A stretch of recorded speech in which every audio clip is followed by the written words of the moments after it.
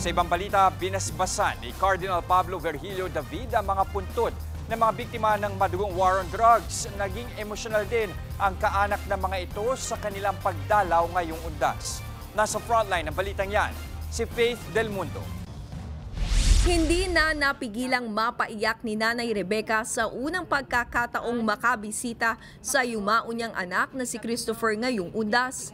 Taong 2018 nang mabaril sa Parola, Manila si Christopher sa kasagsagan ng madugong war on drugs. Masaya na natutuwa po na malungkot. Kasi hindi na namin siya kasama. Ngayon nakasama namin siya. Araw ng patay. Nadalaw po namin ng mga anak ko. Sana mabigyan siya ng katarungan, ma'am. Isa lang si Christopher sa mga nakalibing sa dambana ng paghilom na matatagpuan sa La Loma Catholic Cemetery sa Caloocan.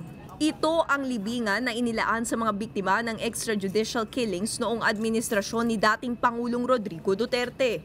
Ngayong All Souls Day, pinangunahan din ni Cardinal Pablo Virgilio David ang pagbasbas sa mga puntod sa dambana.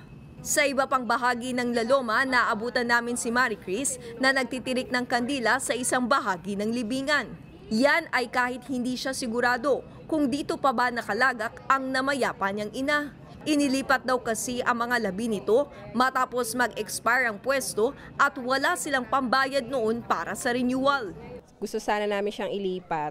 Yun nga, sabi sa amin sa office ng La Loma. Mahirap na siyang kunin kasi halo-halo na yung boto. Baka mamaya ibang boto yung maibigay sa amin. Nung nalaman, nung tinuro sa amin na dito dinala, yearly, dito na kami nagtitirik ng kandila. Samantala, para naman maaliw ang mga dumadalaw, may mga pakuluri ng sementeryo. Tulad ng pink na kabaong na ito kung saan pwedeng magpa-picture ang mga bisita. Marami ring kainan sa loob na pwedeng puntahan ng mga dumadalaw. Pero ang bisitang si Mark hanggang labas lang at hindi na nakabisita sa puntod ng kanyang ama. Pinagbawalan kasing ipasok sa loob ng sementeryo ang kasama niyang alaga. Malungkot, di makadalaw. Bawal nga daw yung mga pets na alaga. Hindi naman siya sanay sa ibang tao eh. May stress lang siya pag Hindi rin pinayagang makapasok ang mga sasakyan. Mahabang lakaran tuloy ang inabot ng ilang bisita habang sumakay naman sa tricycle ang iba.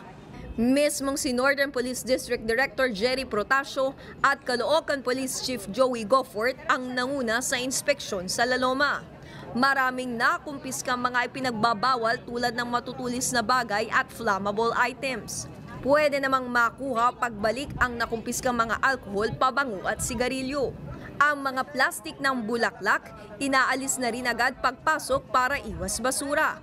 Hanggang alas 10 lang ng gabi bukas ang La Loma Catholic Cemetery. Nagbabalita mula sa Frontline, Faith Del Mundo, News 5. Mga kapatid, Jess De Los Santos po ang inyong kasangga sa paghahatid ng balita para sa may alam at may pakialam.